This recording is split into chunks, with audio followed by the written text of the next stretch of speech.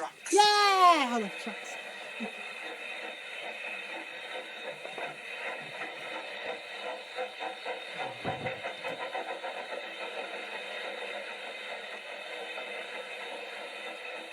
Sir Handel and Peter Sam had hard work while Skarloey was away. The owner gave them buffers and even bought a diesel named Rusty. But Sir Handel grumbled continually. One day, Gordon saw him shunting and laughed. Ha ha! My controller makes me shunt, Sir Handel said sheepishly. And take trucks to quarries too. I'm highly sprung, and I suffered dreadfully. Our controllers don't understand our feelings, sympathized Gordon. Now, if you were ill, he winked, you couldn't go, could you? Good idea, said Sir Handel. I'll try it. I don't feel well, he groaned next morning. There wasn't time to examine him then, so some of the trucks were coupled behind Peter Sam's coaches, and Rusty promised to follow with the rest. Sniggered Sir Handel, but no one noticed. They were all too busy. Peter Sam didn't mind the extra work. He left his coaches at the top station and trundled cheerfully through the woods. The trucks chattered behind him in an agitated way, but he paid no attention. It might have been better if he had. Slates come from quarries high up in the hills. They travel down in trucks on a steep railway called an incline. Empty trucks at the bottom are hitched to a rope. Loaded ones at the top are hitched to one another. By their weight, loaded trucks run down the incline, pulling up empty ones. There are strong brakes in the winding house at the top to prevent loaded trucks from running down too fast. The ropes are very strong too, but in spite of this, trucks sometimes play dangerous tricks. Peter Sam never bumped trucks unless they misbehaved. Sir Handel bumped them even if they were good, so they didn't like him and played tricks whenever they could. Peter Sam pushed the empty trucks to a siding where his fireman hitched them to a rope. Then on another siding, he pulled back some loaded trucks. With these in front of him, he stood waiting. More loaded trucks stood at the top of the incline, ready to come down. They couldn't see Peter Sam. They thought he was Sir Handel and wanted to pay him out. They began to move. Faster, faster, they grumbled. They reached halfway, gathering speed. Scrag him! Scrag him! They yelled. No, no, wailed the empty trucks. It's Peter Sam! It's Peter Sam! But it was no use. The loaded trucks were straining at the rope. They broke it with a crack. Hurrah! Hurrah! They roared, hurtling down the hill. Peter Sam heard them. He shut his eyes. His driver and fireman crouched in his cab. The crash jerked him violently backwards. Ouch! He shivered. I didn't expect a cold bath. The water poured from a channel smashed by flying slates. He was soaked from funnel to cab. He spluttered. I was glad when he heard Rusty's answering toot. Bust my buffers, exclaimed Rusty. What a mess! Never mind, Peter Sam. We'll get you out. He soon pulled him away from the water and the trucks. Peter Sam felt battered. His funnel was cracked and his boiler dented. But he was glad his driver and fireman were unhurt. He thanked Rusty and limped slowly home. Rusty stayed to help clear the wreckage. I'm sorry about your accident, Peter Sam, said Sir Handel. I always stand well back. Trucks don't like me, you see. Why didn't you warn me? I didn't think. You never do, said a stern voice. You can start now, while you're doing Peter Sam's work as well as your own. That'll teach you to pretend you are ill. Sir Handel did start thinking. He thought about thin controllers, and he thought about Gordon. He wanted to give Gordon a piece of his mind.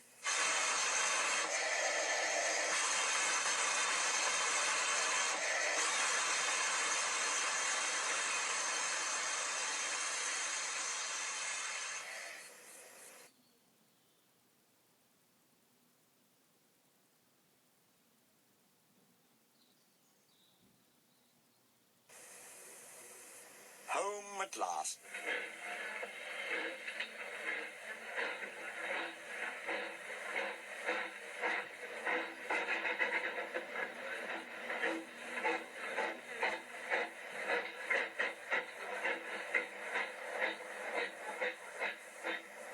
Peter Sam wanted to start work, but the thin controller wouldn't let him. "Another day's rest will do you good," he said. "Besides, I've got a surprise for you." "For me, sir? How nice, sir. What is it, sir?" "Wait and see," smiled the thin controller.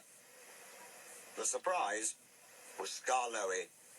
"Oh," said Peter Sam, "I am glad you've come home." They lit Skarloey's fire, and he sizzled happily. "I feel all excited," he said, "just like a young engine. I'm longing to pull my dear old coaches again. Are they running nicely?" "Yes, they're running well," Peter Sam answered. "But we have 5 other coaches now." Skarloey was interested. "Oh," he said, "tell me about them." "Cora is a guardsman.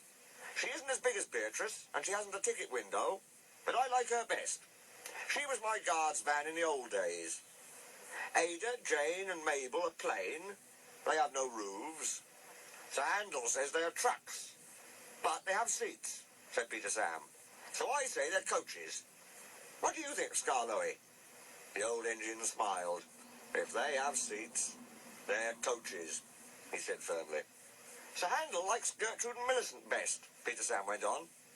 "He always tries to take them alone. They have bogies, and he says they're the only real coaches we have. They remind him of when he used to pull our express. Both have seats for passengers, but Millicent has a guard as well. He sells tickets and travels in a tiny cupboard place." "I don't like that," he remarked earnestly. "Guards are very important. They need vans. They shouldn't be put into cupboards." Skarloey said nothing, so Peter Sam continued. "Did Rusty help you off your truck?" "Yes. He says he's come to mend the line and do odd jobs. I like him," smiled Skarloey. "So do I." Peter Sam explained how kind Rusty was when he had his accident. "It's a pity Duncan doesn't like him." "Who is Duncan?" "He came as a spare engine after my accident." "Is he useful?" "He'll pull anything. I'm sure he means well, but he's bouncy and rude. He used to work in a factory, and his language is often strong." "I understand," said Skarloey gravely. Just then the telephone rang, and Skarloey's driver and fireman climbed into his cab. "Come on, old boy," they said. "Duncan is stuck in the tunnel, and we'll have to get him out." Skarloey was pleased. He wanted to run, and looked forward to meeting Duncan. They found Cora and some workmen, and hurried up the line. "How nice and smooth the rails are," thought Skarloey. "They've mended all the old bumps. Rusty has helped to do that. I must tell him how nice it is." Duncan had stuck at the far end of the tunnel. His coaches were outside, and the passengers were helping the driver and fireman to dislodge some rocks wedged between the top of his cab and the tunnel roof. Duncan was cross. "I have a plain, blunt engine," he kept saying. "I speak as I find. Tunnels should be tunnels and not rabbit holes. This railway is no good at all." "Don't be silly," snapped his driver. "This tunnel is quite big enough for engines who don't want to rock and roll." They cleared away the rocks, and Skarloey pulled Duncan and his coaches safely through. Cora was left on a siding, and the workmen stayed to make sure all was safe. Duncan grumbled all the way home, but Skarloey paid no attention. The thin controller was waiting for them. "Listen to me, Duncan," he said. "There is nothing wrong with that tunnel. You stuck because you tried to do rock and roll. If it happens again, I'll cut down your cab. And your funnel, too." Duncan, abashed, was neither plain nor blunt for a whole evening.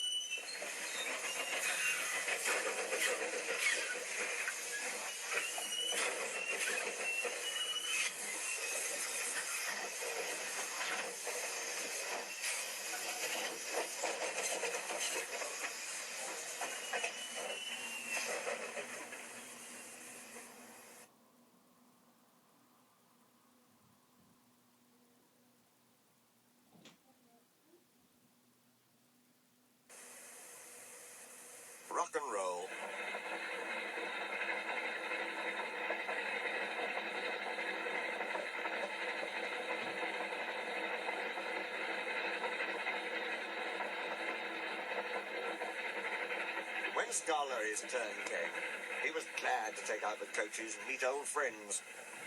He met Rusty up the line.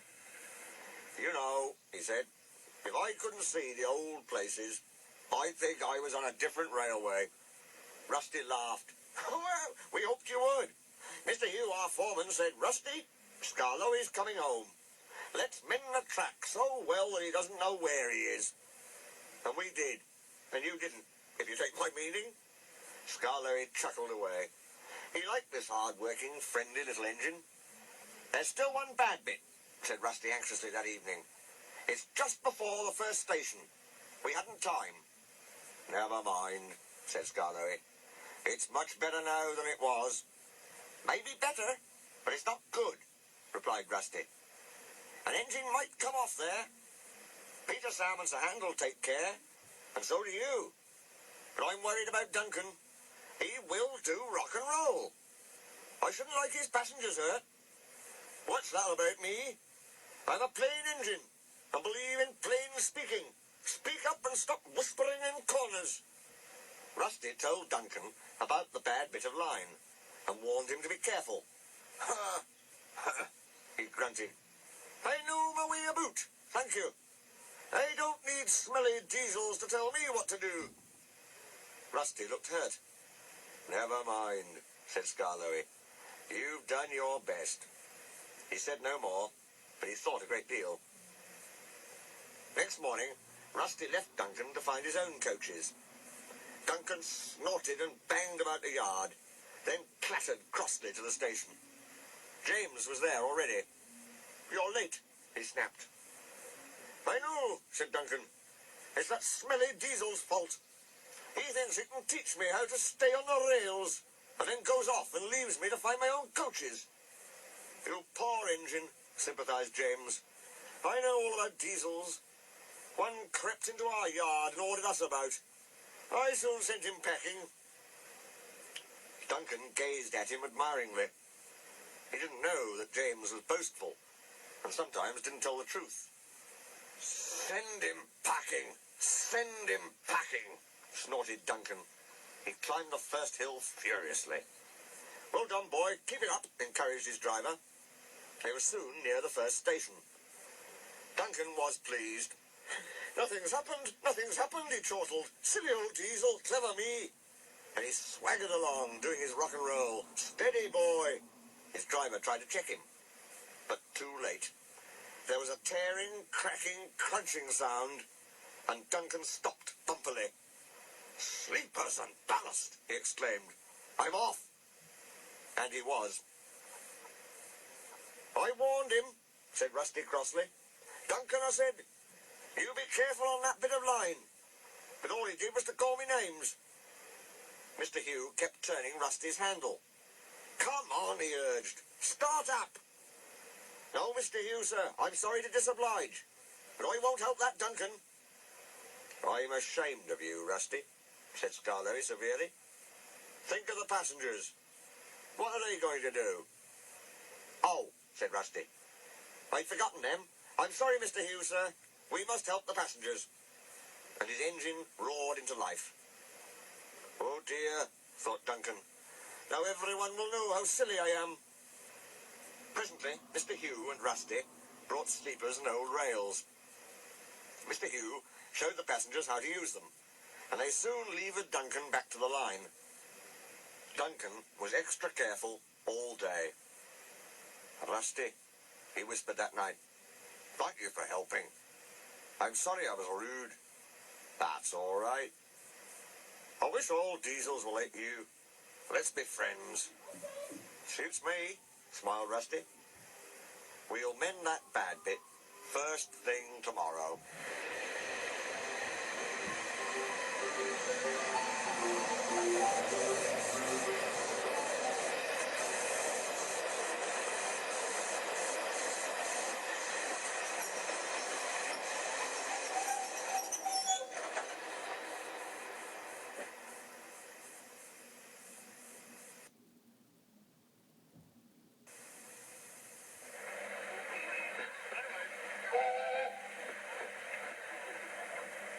Little old twins.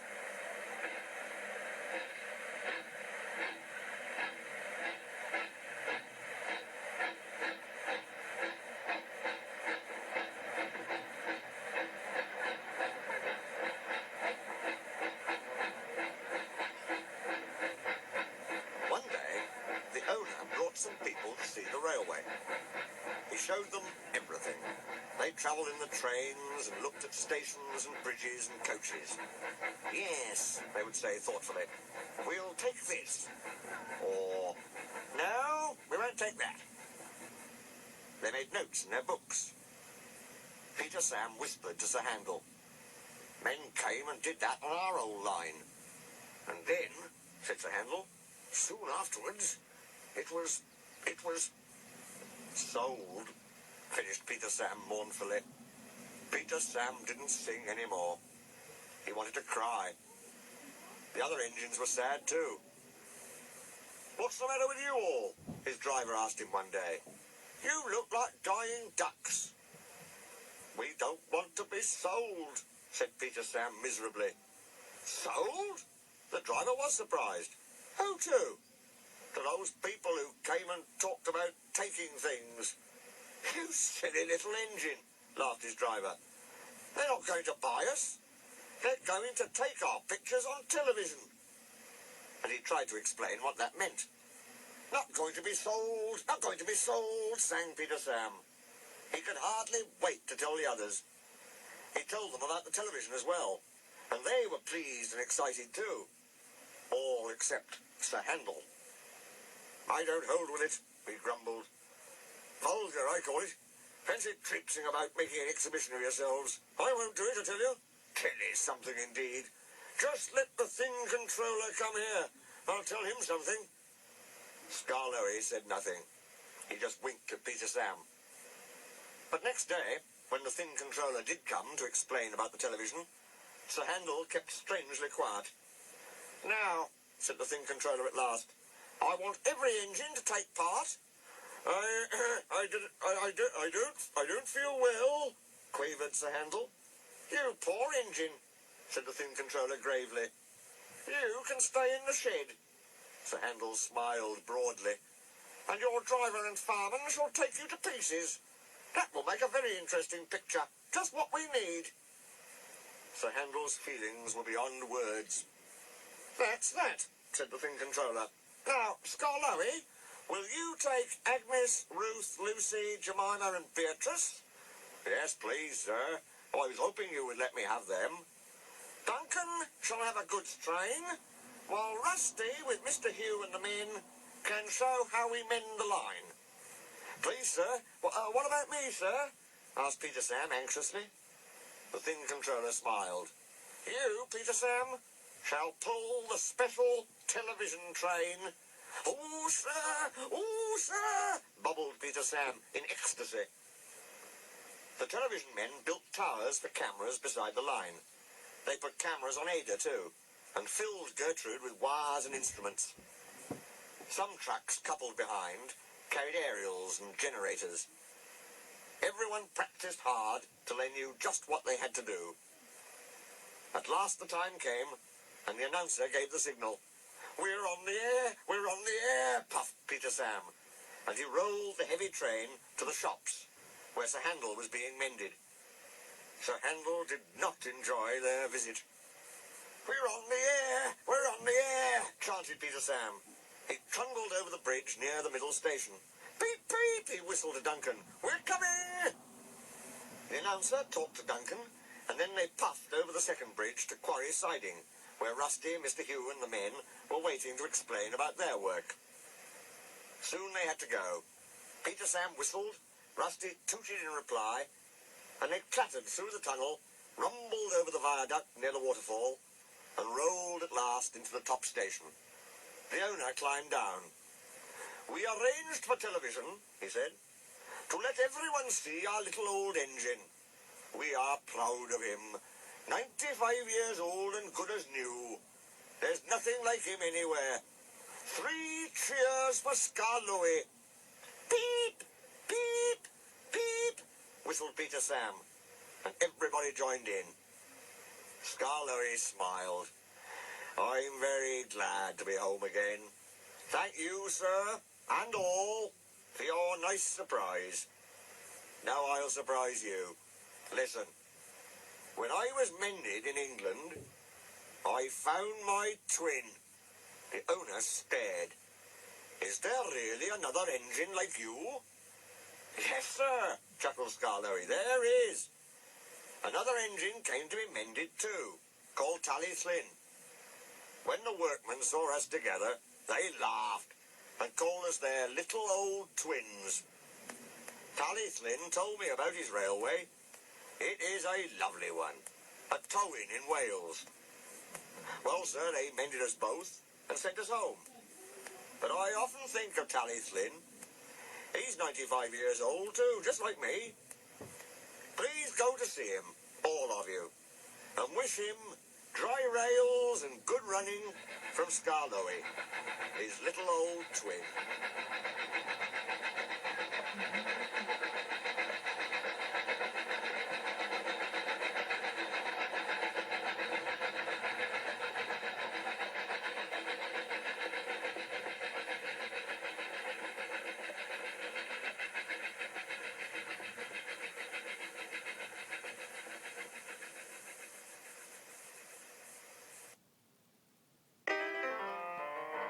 They call me Old Doc Hall, giving checkups is my trade.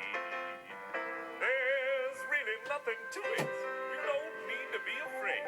That's right, 'cause whether you're a mouse, an otter, or a kangaroo, there's just one little thing that I ask everyone to do.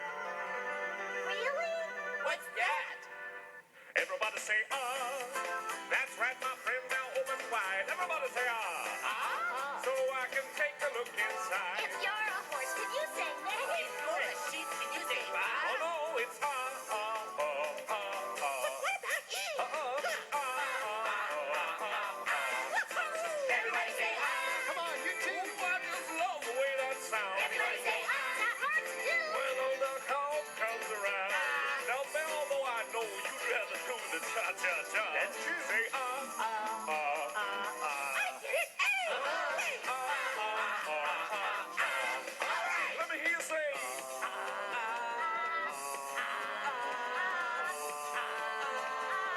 Everybody say Yes, sing it out and sing it loud. Everybody say And make your old Duck Hall proud. If you're a dog, can you say woof? If you're a parrot, how about caw? Could a frog get by with ribbit?